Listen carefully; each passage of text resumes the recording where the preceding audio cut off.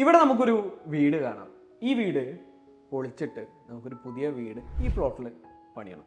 ഈ പ്ലോട്ടിൻ്റെ total area വരുന്നത് 11 സെൻറ്റാണ്. North സൈഡിലൂടെയാണ് road പോകുന്നത്. ഇപ്പോഴത്തെ വീടും ഇനി നമ്മൾ കൺസ്ട്രക്ട് ചെയ്യാൻ പോകുന്ന വീടും ഫേസ് ചെയ്യാൻ പോകുന്നത് നോർത്ത് സൈഡിലേക്കാണ്.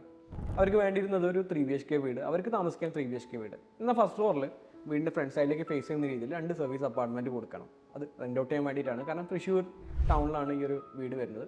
നല്ല റെൻ്റൽ ഇൻകം കിട്ടുന്ന സ്ഥലമാണ്.